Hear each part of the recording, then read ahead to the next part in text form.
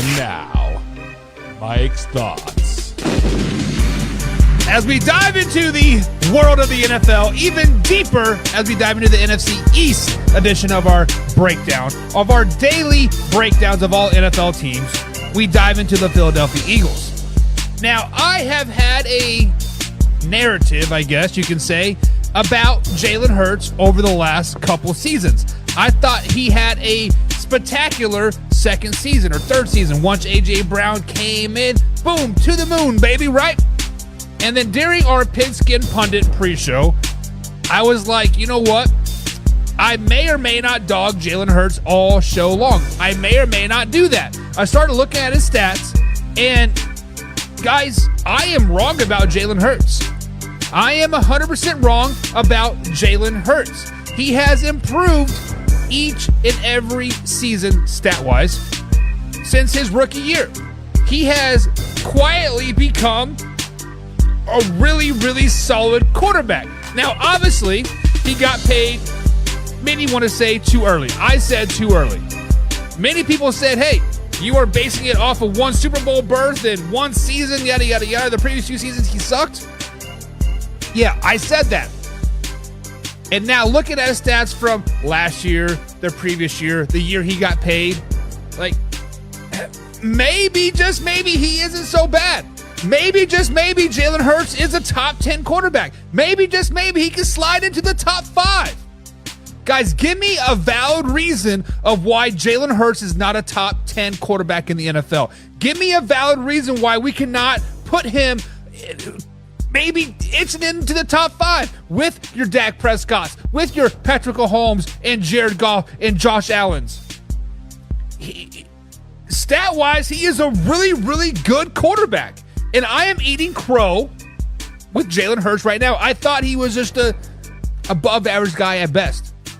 He puts up top 5, top 10 stats year after year after year.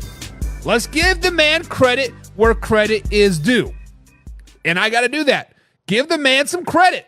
But first, we got to cue that intro.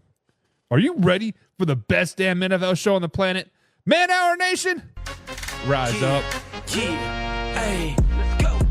Hitting that gridiron, we going hard, we running the plays. You know the vibe, only the strong survive. Gotta keep your head in the game. Talking NFL, uncut, straight raw. Steady bringing that sauce. We about to take off. Get it hype, this man, our sport talk. Yeah, yeah, from the quarterback to the lineman. Everybody bringing heat. You don't really want to try them. Hey, hey, who gon' win? It's a battle of the giants. This show is the flyest. Nobody can deny it. This is Man Hour.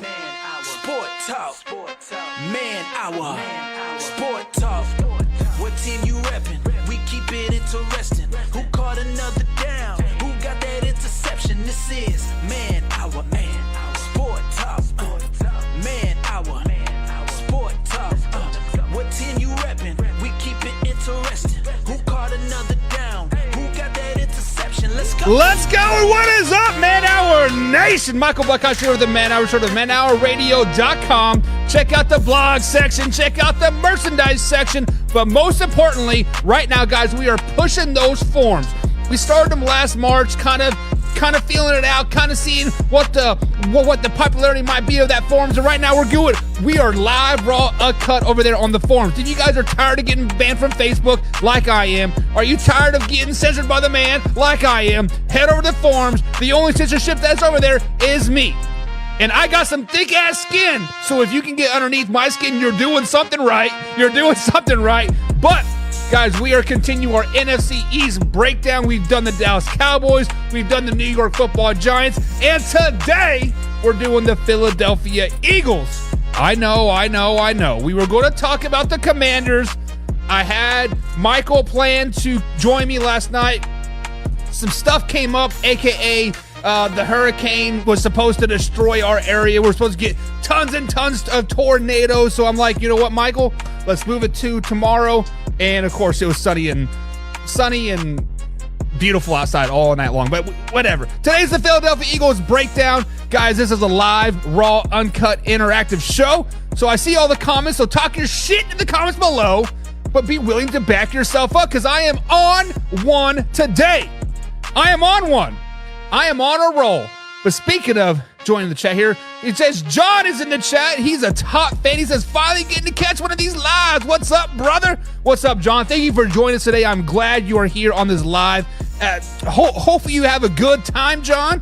We like to see you here every Monday through Friday at 2:30 East Coast time. We have a damn good time. Speaking of a good time, a top fan plus a subscriber, the CFO of the Pigskin Pundits, Mr. Jim Powell, he says, what up? What's up? Let's flash it back to 1997 there real quick. What's up? All right, guys, we do got a great story for you lined up today. Of course, we're going to talk about the Philadelphia Eagles. We are going to talk about my projection of them of the 2024 NFL season, but we have to start talking about the past before we can start to talk about the present and the future with the Philadelphia Eagles. Last season, guys, the Philadelphia Eagles started off hot. They were a damn good team. They were on top of the NFL. People were talking Super Bowl for them. Super Bowl. Going into week 12, they were 10-1 with wins over the Buffalo Bills, the Kansas City Chiefs, the Dallas Cowboys, the Miami Dolphins, Tampa Bay Buccaneers, the Vikings, the Rams, right? All playoff caliber teams. They were wiping the floor with them, but then they go into Santa Clara, or actually they welcome the San Francisco 49ers into Philadelphia, and they got waxed. And that was the beginning of the end of the season for the Philadelphia Eagles. They're sitting at 10-1 going into week 13. All they had to win two more games. Basically, was a lock for the playoffs at that particular point. Second place, second seed, right? Of course, they were a playoff team, but they lost to the 49ers. They lost to the Cowboys. They lost to the Seahawks. Lost to the Cardinals. Lost to the Giants again.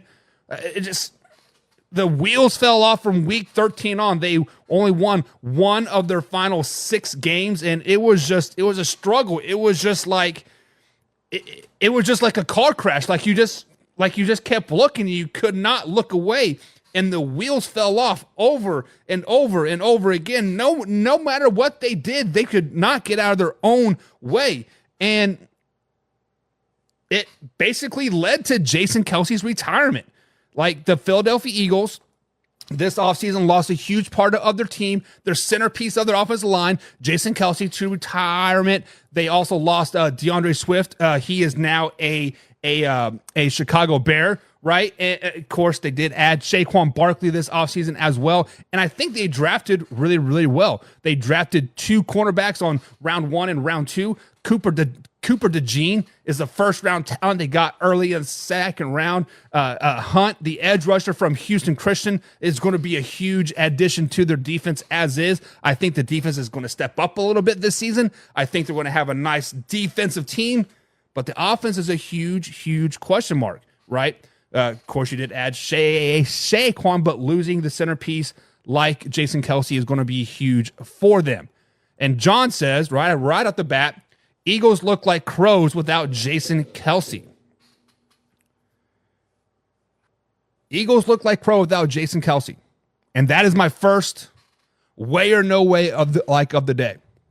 The first way or no way of the day is going to go toward the offseason, to the 2023, going into 2024. Jason Kelce obviously decided to retire from the NFL. Step away. He had a great NFL career. Let's just be flat out honest. He had a really, really good NFL career. Made a lot of money, won a lot of games. But we got to ask the question, is Jason Kelce replaceable? Is a person like Jason Kelce replaceable? And I got to thinking, and I'm just like, he is just a center, right? Granted, they did draft a center a couple years ago in Cam Jurgens from the University of Nebraska. He has been learning behind Jason Kelce the last couple seasons. We all knew, like we all know, linemen's careers in the NFL don't last 15, 16 years. It's about 10 years max, right? So we all knew this was coming, and obviously Jason Kelce probably knew it was coming. Cam Jurgens probably knew it was coming, and he was trying to soak up all the information that he can. But like John just said right here, the 1 yard tush push is out the window. And honestly, I think that was the biggest play in the Philadelphia Eagles playbook. When you watch the Philadelphia Eagles play last season, there were a lot of times when the defense would be demoralized, right? They would get them out, first, second, third down, hold them down to fourth down, 4th and 2, 4th and 3 even, right? Eagles like, nope, we're just going to do the tush push and get a first down. That was demoralizing to a defense. We've seen other NFL teams try to mimic this without, basically failing. Houston Texans, right, lost Tank Dell for the season with a broken leg. So is Jason Kelce replaceable? And right now, I have to say no. Granted, we still have preseason games to come. We can see what Cam Jurgens can do with the Philadelphia Eagles this season once the preseason starts. Week 2 of the preseason was like August 9th through the 15th. I think that is when we're going to really see how good or how bad the Philadelphia Eagles can be this season. I think they have a really high ceiling, but they also have a really low floor. What does that mean? Meaning they could win 13, 14, 15 games. They have the team. They have the defense to do that. At the same time, they have the team that can lose a lot of games. They have a team that can only win 2, 3, 4 games. There's a big, big gap there. And unfortunately, the replacement of Jason Kelce is going to be key. So, guys, let me ask you this question. Can Jason Kelce be replaced? And if I have to go with my gut feeling, the answer to that question is no. Why do I say that? Because we've seen teams try to emulate what he does on the field. We've seen teams try to do what the Philadelphia Eagles do on 4th and 1, 4th and 2, and no other team can emulate that. And it all started up front with Jason Kelce.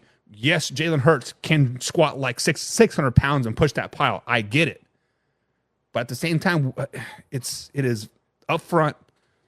It is key.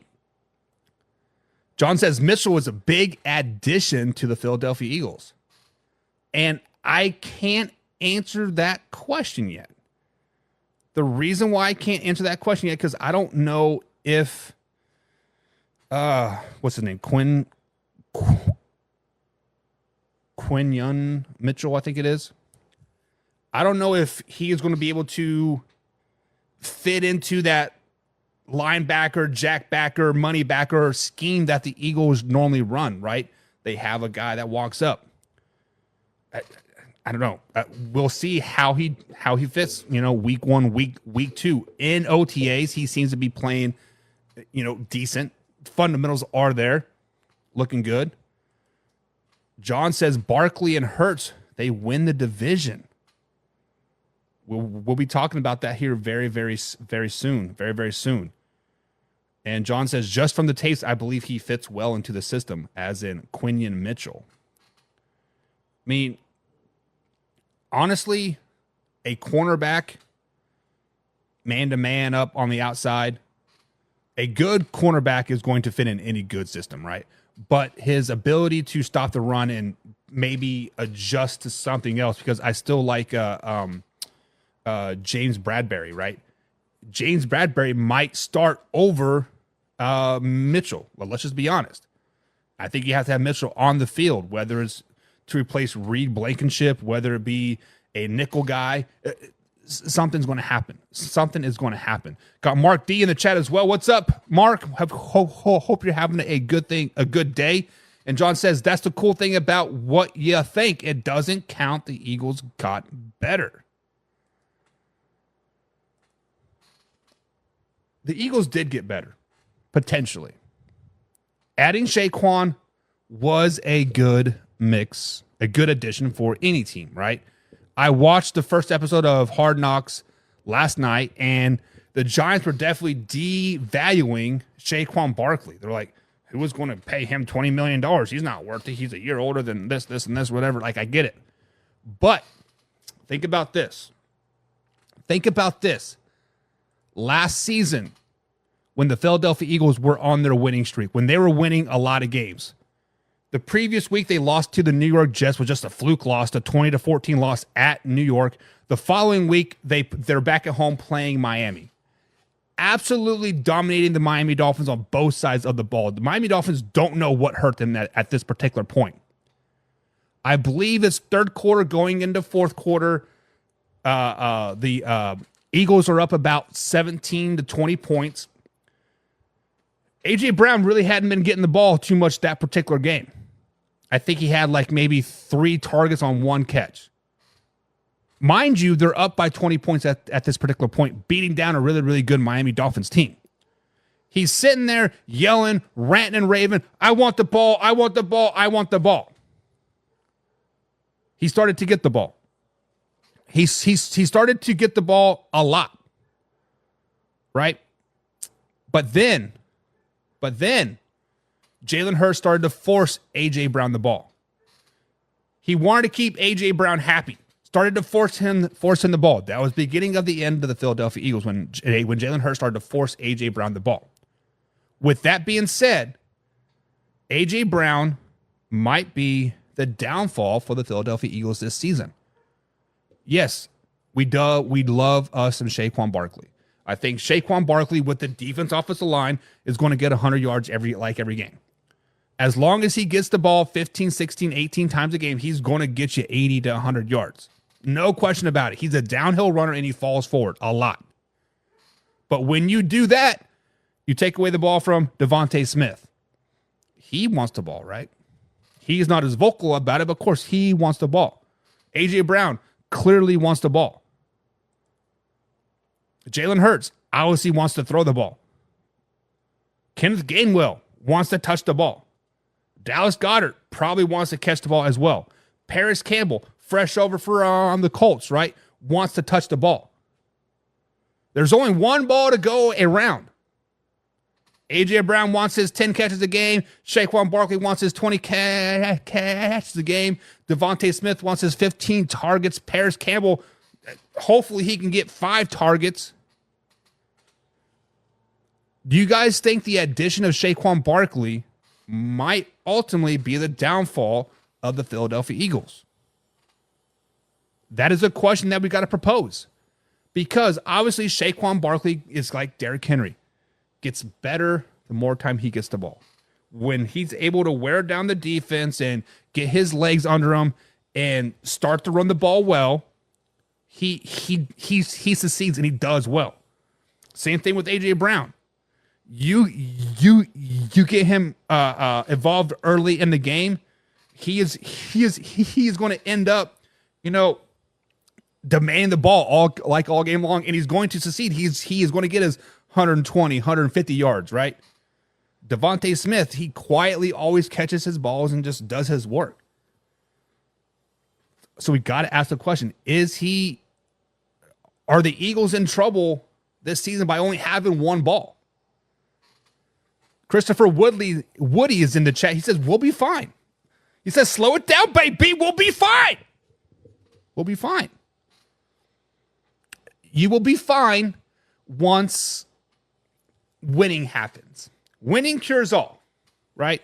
Unless you're A.J. Brown and you're not getting the ball still. But usually winning quiets the critics, quiets Saquon, quiets Devontae Smith, quiets Jalen Hurts, quiets them. But what happens when you lose 2 games in a row? What happens if you lose 3 out of 4? Naysayers get louder. Stuff gets to get louder. People demand the ball gets a little bit louder. James Chamberlain's in the chat. He says, I hope he doesn't, but Saquon will probably get hurt getting overfed behind that makeshift offensive line. Saquon Barkley has been injury prone in his time in New York. However, maybe sometimes different trainer, different food, different water, sometimes heals those nagging injuries. Let's take Christian McCaffrey into effect. When he was in Carolina, right, in Charlotte, North Carolina, he could never get healthy. He could never play more than like 5-6 games in a row. Sprained ankle, sore hammy, a little bit of this, a little bit of that. He goes to San Francisco. Has he missed a game yet? I think maybe he missed one game. I mean, honestly, and I don't think that game mattered, right? They actually sat him out. They said if the game was needed, he would have played. So maybe that's what Saquon needed, is a new scenery, new trainer, some better taste in water. But we will see. We'll see, especially if it gets hurt early. Hopefully Saquon does not get hurt. We don't ever wish injury on anybody, but we do have to take it into consideration. He does have a history of getting hurt, right? John People says this also takes pressure off the passing game. It only takes the pressure off the passing game if Saquon is consistently fed the ball, right? If it is a one-off, one every 6 plays, does it really take pressure off? And one every 6 plays, Saquon doesn't get his feet under him, doesn't start running downhill. It's a double-edged sword. It's kind of damned if you do, damned if you don't, right? If you feed Saquon to take pressure off the passing game, then all of a sudden you got A.J. Brown mad, right? You feed the passing game to open up the running game. Some people do that. Saquon isn't quite as effective. Now, I could be 100% wrong. I could be barking up the wrong tree.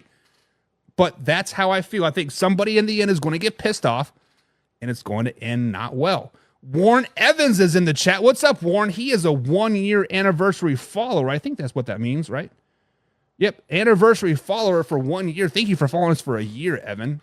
Or Warren, I definitely appreciate it. He says, nah, man, you got it wrong. A.J. Brown wasn't crying for the ball. Everyone was complaining about the offensive scheme. The downfall was the lack of the involvement under the terrible offensive coordinator. That's why Kellen Moore is there now. Now, I do agree that last year you guys had a lot of turnover, new OC, new defensive coordinator, right? Everything was rosy the first, 12 games of the season. Wheels started to fall off and nobody knew how to fix it. And I'm not for sure where Kellen Moore and good offensive coordinator kind of mix up. There's a reason why Kellen Moore is on his 3rd team in 3 years. Don't shoot the messenger. Facts are facts. Kellen Moore got fired from the Dallas Cowboys. Not even 30 minutes later, he was picked up from the Chargers. A year later, he's fired from the Chargers, and now he's with the Philadelphia Eagles. There is a reason why he's on his 3rd team in 3 years. Not because of the coaching changes, which, that has something to do with it. Jim Harbaugh wanted to bring in his guys. I get it. But the Chargers offense sucked last year. The Dallas Cowboys offense was meh, right? Granted, they did win 12 years his last year there, but he had Zeke at center, which was why, right? I wouldn't put too much faith in Kellen Moore. Warren, I'm not for sure if you are an Eagles fan or who you are a fan of, but if I am banking my season off of Kellen Moore, I'm not going to. If you guys remember, 2019, 2018 maybe, Kellen Moore was the talk of the town. Kellen Moore was the next greatest offensive or the next greatest head coach out there, right? He got passed over. There's a reason for that. 3rd team in 3 years. Same thing with Eric Bieniemy. There's a reason why he keeps getting passed over on offensive or on head coaching opportunities. Maybe they're just not that good. Maybe Kellen Moore was carried by Dak Prescott. Maybe Kellen Moore just doesn't have the X's and O's. I mean, he's obviously a smart individual. He had a great college career at Boise State, right? Maybe he just isn't that good. Christopher Woody says, Philadelphia Eagles don't stay with run no matter how good we run it. The last 4 seasons proven it. Is that a Nick Sirianni thing or is that an offensive scheme thing? Because to be honest, when you look at the depth chart, we have Kenneth Gainwell and Saquon Barkley. You have a great 1-2 punch at running back. You have a great 1-2-1 punch at running back, and I would stick with the run a lot. John says Hurt will be more mobile due to the old line avoiding sacks. Do you guys really think that Jason Kelce is going to really make it from a top 5 offensive line to a 20th ranked offensive line? I mean, granted, I know he's a big part, and I know he was a leader in kind of the what's the word I'm looking for? Kind of like the ringleader of the gruntness, right? But watching OTAs, watching minicamp film, the offensive line still kind of has that tenacity about him, kind of the F with us and find out. I don't know.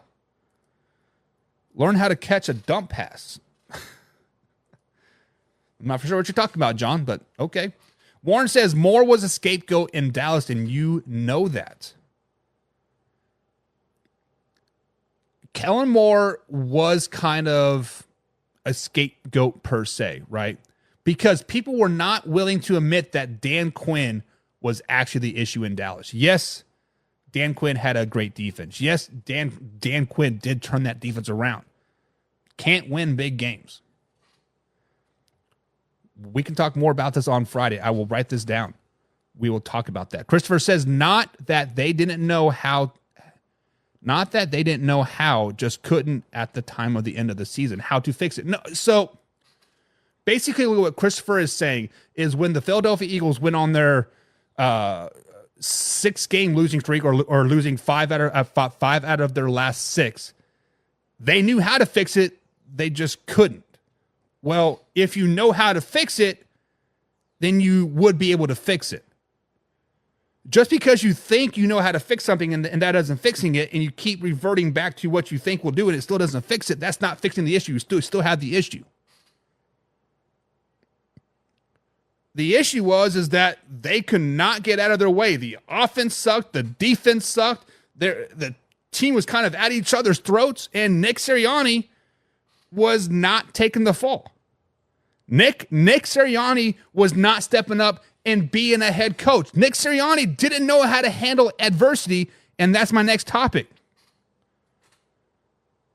Is Nick Sirianni in a must-win now situation? Yes, he did go to the Super Bowl. Yes, they did win, 11 games last season. But from week 13 on, the worst team in the NFL, let's just be flat out honest, the worst team in the NFL.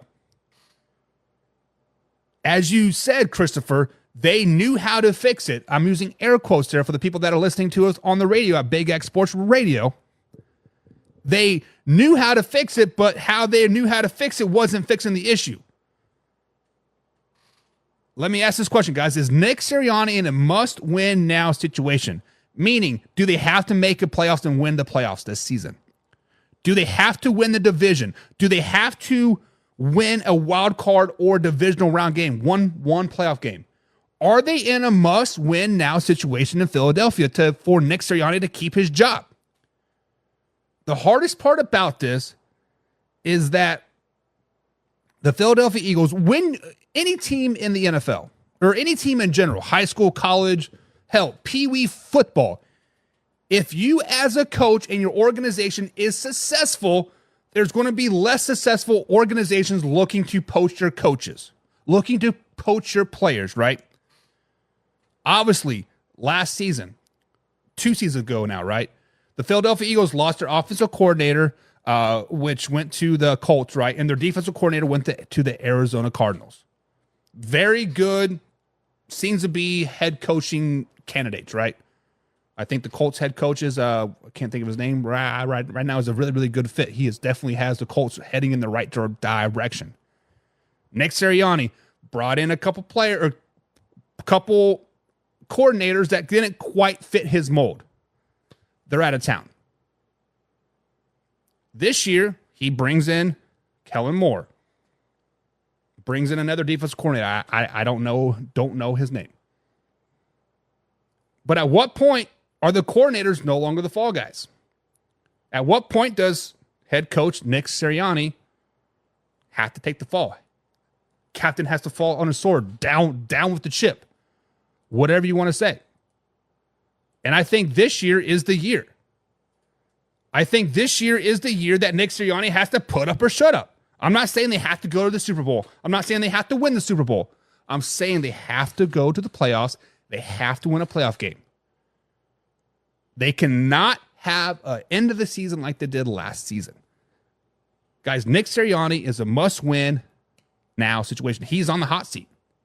When I released my hot seat 6 coaches, two weeks ago, Nick Sirianni was number 3 on the list. He is on the hot seat.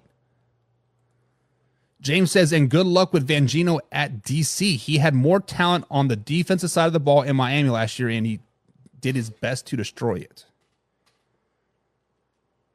Miami Dolphins also had like 7 defensive ends, edge rushers in 3 games. So Vangino has an opportunity to do better, I guess. I don't know. Emery is in the chat. What's up? He says, go Birds. I spy a, looks like Jalen Hurts jersey there. So welcome to the live. Hope you're having a grand time. Be sure to subscribe and like the show with a couple friends as well.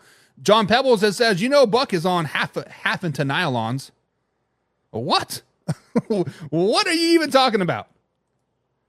I mean, who doesn't like a good panio over their face? John said, yes, he is in a must win with all the talent on paper. If he flops this year, he is out. So, John, once again, thank you for being a top fan here at Man Hour at facebook.com/Man Hour. What is considered a flop?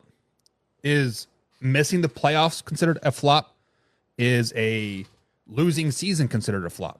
Or is losing 5 out of your 6 games considered a flop? Like, I think we got to add a little caveats into things here, just because, like, let's say if the Eagles do finish 8-9 this season and miss the playoffs and is 3rd in the division. Let's just put that out there. Let's just say he finishes 8-9, 3rd in the division, but they are competitive in every game. It is a 1-score game. It's a 2-score game, but they are competitive in every game. Is that considered a flop? Or are we strictly looking at the records? Like, hey, sorry, man, losing season, lost 5 out of your last 6 in 2023. It's time, right? It's time. James says, Eagle is one of those teams that the head coach is always on the hot seat. This is correct. Didn't Andy Reid lead them to like 4 straight NFC championship games, and like the following season, did he miss the playoffs? And he's like he is out. Like, I think he was on the market for like 20 minutes. The Chiefs called him, said, "Hey, we got Jack in the Box," and he was on a flight to Kansas City, and the rest is history. Maybe the Eagles just need to slow it down, baby. Maybe the Eagles just need to be like, you know what?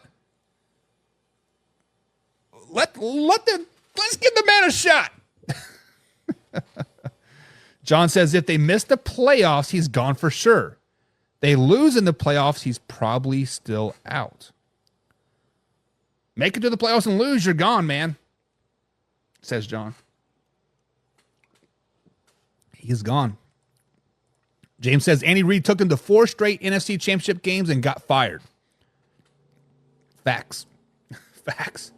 And I think they went to what one Super Bowl with Donovan McNabb, and Terrell Owens had a broken leg all playoffs and finally came back, and they did really well. They did really well. But this season, guys, I think Nick Sirianni is on the hot seat. I think the offense is going to be a little bit in trouble because there's only one ball to go around, and the loss of Jason Kelce is going to come back and haunt them. But will they have a winning season? Let's talk about it. Week number 1. They open up against the Green Bay Packers. Not a home game as it is listed, but they are playing in Brazil. This game, this game's weird to me, right? Because I guess in Brazil, you cannot wear green, and both teams are green going into Brazil.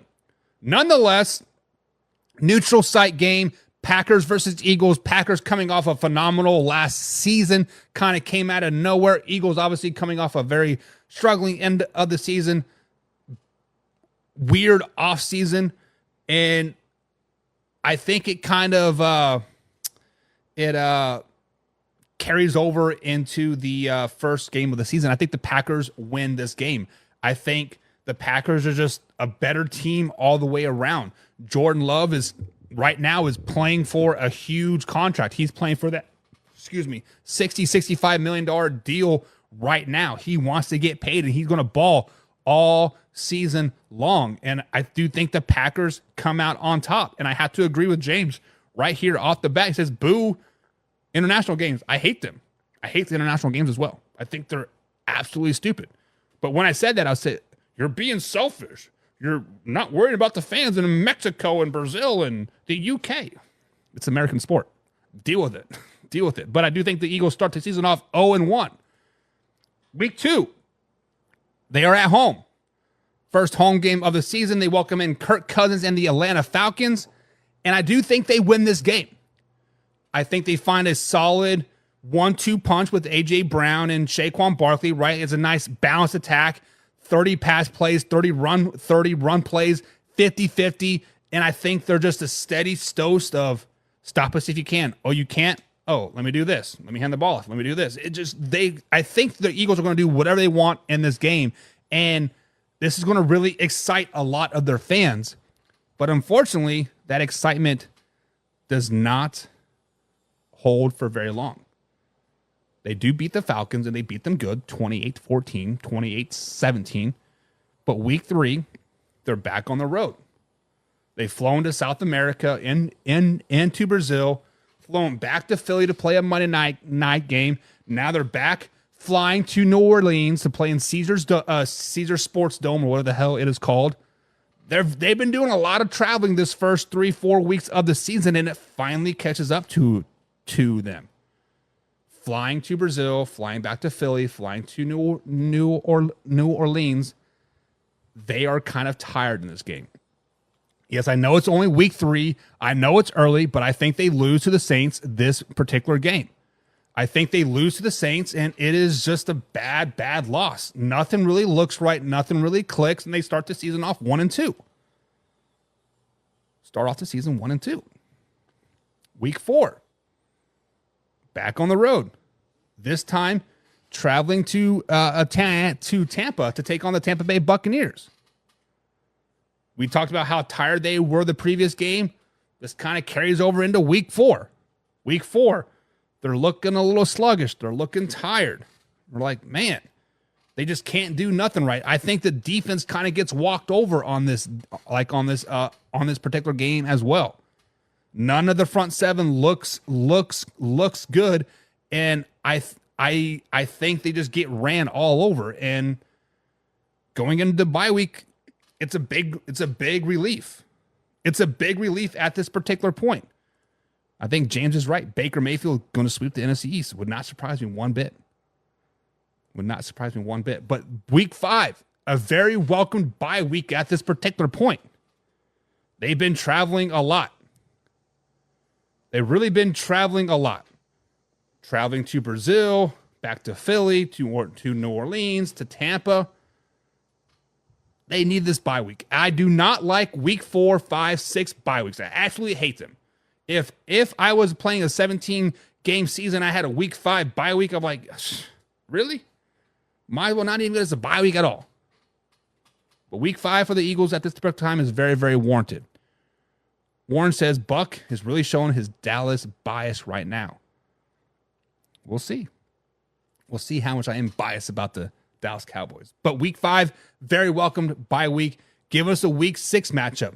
Back at home, finally, nice and rejuvenated, and they welcome a very, very good Cleveland Browns team into town. A Cleveland Browns team with Deshaun Watson, Nick Chubb, and Myles Garrett. The Browns are going to be a really, really good team, guys. Do not get it twisted. However, the Philadelphia Eagles come out on top of this game. The Philadelphia Eagles are a well-rested team. They've heard all the noise. Oh, you got to start off 1-3. You guys might as well fire your head coach now. You can't fix this wrong anymore. They block out all the noise. Jason Kelce comes give him a rah-rah speech right before the game, and they go out, and I think they dominate the Browns. I think they are better than the Browns from top to bottom, and they dominate them. And it carries over to week 7 when they travel to New Jersey to MetLife Stadium to take on the New York Football Giants. We said it yesterday. I think Saquon Barkley is going to run all over the Giants. The Giants could put 15 guys in the box, and Saquon's still going to get $150. Saquon is not going to be stopped versus the New York Giants, especially after that Hard Knocks episode. Thanks, Mark, for letting me know that it was out. Saquon's pissed. Eagles are back on track right now, guys. They've won 2 since the bye week. They're back to 500. They're 3-3 on the season. James says, yep, rested and fired off coming off that bye week. They're going to kill the Browns. Yeah. Then we got a week 8 game. This game has so many question marks in my head. On paper, I think the Bengals are a decent team.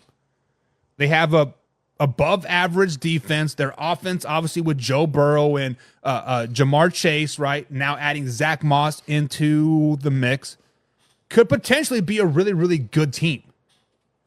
Eagles right now are clicking in this game.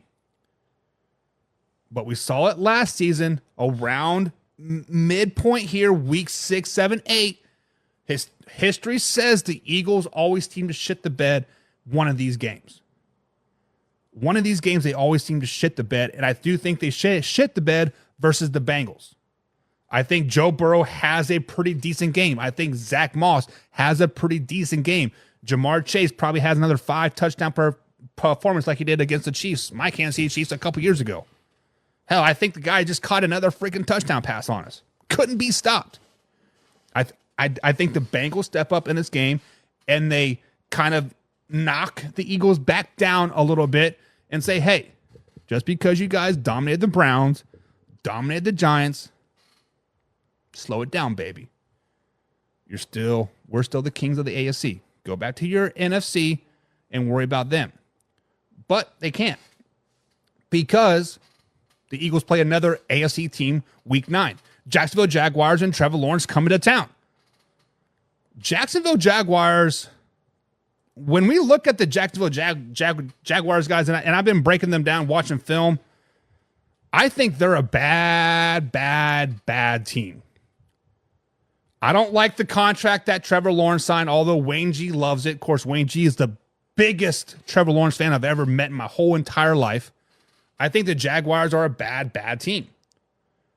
And I think the Eagles expose the Jaguars in this game. The Eagles win this game, now winning 3 of their last 4, with wins over the Browns, the Giants, and now the Jaguars. Now, this is the part of the season where things can go one way or the other. Well, when we talked earlier, when they have a really high ceiling but a really low floor, right now they're 4-4. Right now they're 4-4 and going into a very gauntlet part of their season, right? And it starts with week 10. Week 10, they travel to Dallas to take on Dak Prescott and the Dallas Cowboys. History shows, I don't think in the last, Warren and all those guys out there, correct me if I'm wrong, but there hasn't been a repeat NFC East champion in like 10 years or something like that, right?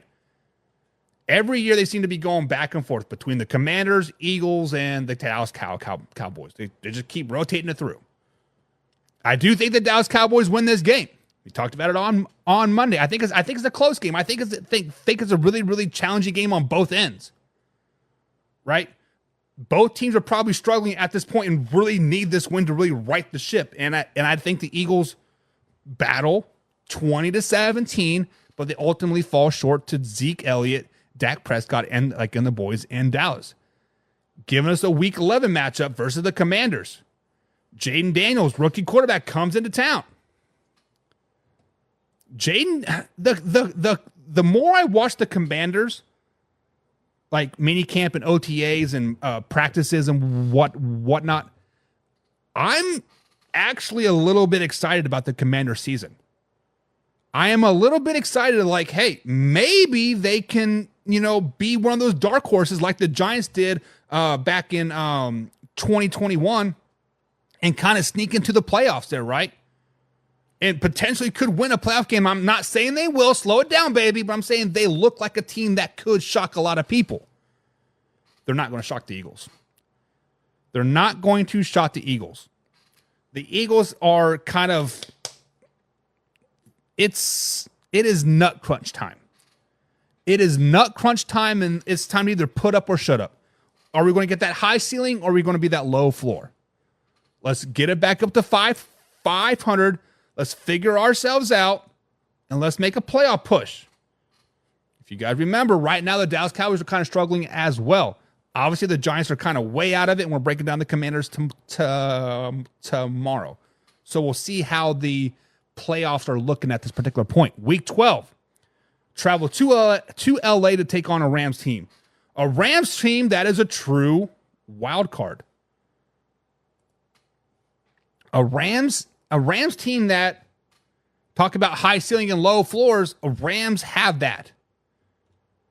We'll see how big of loss it is for Aaron Donald for them coming up when we break them down in 3 weeks. We'll be talking about them, but I do think the Rams are too much at home versus the Philadelphia Eagles. Eagles have a lot of flight time. Traveling to Brazil, traveling to Tampa, New Orleans, now LA, Cincinnati. A lot of flight time. I think they lose this game. I think this is a part of a 2-game skid, a 2-game road here where people are thinking flashback from 2023 right now. We are thinking, oh shit, what is going on? Because they're going to lose to King Henry and the Baltimore Ravens week 13 as well. Losing 2 games in a row. Losing 3 of their last 4 at this particular point. But they're still in the playoff hunt. They are still in pace to potentially win the NFC East. All they got to do is win the next 5 games. All they got to do is win 4 their last 5, maybe. They just need to put on a little bit of streak. Put a little bit of streak together, right? And the schedule gets a little bit easier. Week 14, playing the Carolina Panthers. Arguably one of the worst rosters in the NFL are the Carolina Panthers. Bryce Young, kind of been running for his life. Second year in the NFL, second head coach. Really don't have a number 1 receiver. You can say Adam Thielen's it, but he's like 36 years old. Is he it? The Eagles waxed the floor with the Carolina Panthers. Panthers are just no good, and the Eagles are finally saying, hey, let's buckle down. Let's face it. There's a big bee in here. Oh my God, the thing's huge. Sorry. I'm allergic to bees. The Eagles win this game. Mike's in the chat. What's up, Mike? He says, you guys are all in this era for energy for nothing. 3-peat loading. We'll see about that 3-peat. Week 15, Pittsburgh Steelers come into town. The PA rival. What's that interstate between Philadelphia and Pittsburgh? I don't know. We'll call it 69. I don't know what highway it is. But it doesn't matter because the Steelers are going to ride that bumpy-ass road back to Pittsburgh with a loss. Eagles are looking good. Eagles have won 2 in a row. Won 3 of their last 5. Lost to a good Rams team and a good Ravens team. Things are looking up. Things are looking positive. Looking forward to that Dallas Cowboys game coming up. Week 17. Looking forward to win the division. People are talking about it. It's getting tight. But guess what? They have a week 16 at Washington.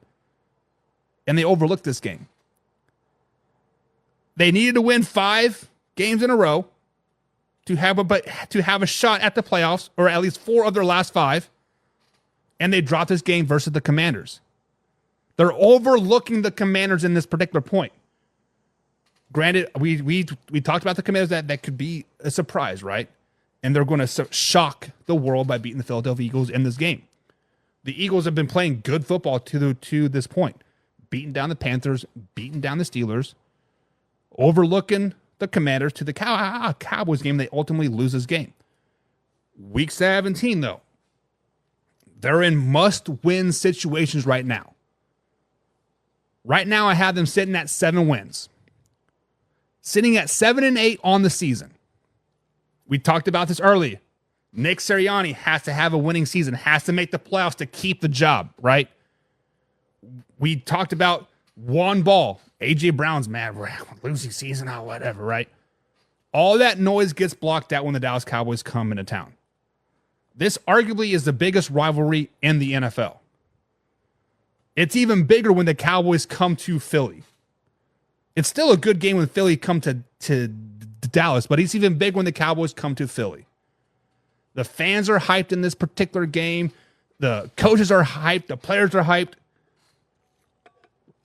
And I think the Philadelphia Eagles win this Week 17 matchup. They block out last week. It was just a fluke. It is what it is. We still need to win two more games to have a shot at the playoffs. They're probably going to need 9 to 10 wins to get to the playoffs, and this moves them to 8-8 on the season with a Week 18 matchup. A Week 18 matchup versus a very, very bad New York Giants team. This is a Giants team that has 2 wins on the season. They've already fired their head coach. Daniel Jones has been benched. Drew Lock has been benched. Insert Tommy DeVito, right? They don't know if they're coming or going. They just want the season to be over, and this game is a complete blowout. The Eagles only play for maybe 3 quarters. Jalen Hurts gets benched, right? Saquon gets benched. A.J. Brown gets benched, not benched, but pulled out, right? They don't want any chance for injury. This game is this ugly. And I think ultimately it leads the Eagles to a 9-8 record. 9-8 record with wins over the Falcons, Browns, sweeping the Giants, Jaguars, the Commanders and the Cowboys, Panthers and Steelers. I think the Eagles have a 9-win season ahead of them. A very good opportunity to make the playoffs. With the playoffs now having 7 seeds, this 9 wins might be just good enough to get them into the playoffs. So we got to ask the question, guys, is a 9-8 record for the Philadelphia Eagles good enough to make it into the playoffs? I can't answer that question for you now because I'm not going to spoil my rest of my NFC picks, but I can tell you they have a very good opportunity to make the playoffs this season at 9-8. And if they sneak in there at 9-8, winning 4 of their last 5, they're going to be a team that you don't want to play in the playoffs. They are going to be a team that if they get a home playoff game or a playoff game in general, you do not want to play them. Winning 4 of your last 5, getting hot at the right time is key in the NFL. All those years that the Giants have beaten the Patriots in the Super Bowl, they're a 8-8 team, 9-7 team, sneaking into the playoffs, have to get hot at the right time, and they catapult to the moon, baby. So do you guys agree or disagree? Are the Eagles a 9-win team? What's going on here? Push the wrong button. Are they a 9-win team? Is it too high? Is it too low? Getting ready to post it as facebook.com/manhour. As soon as it's live and they want to post it, let me know. Do you agree or disagree? Until then, we are out until tomorrow, 2:30 East Coast time, breaking down the Washington Commanders with my man Michael Burlew. See you tomorrow. We out.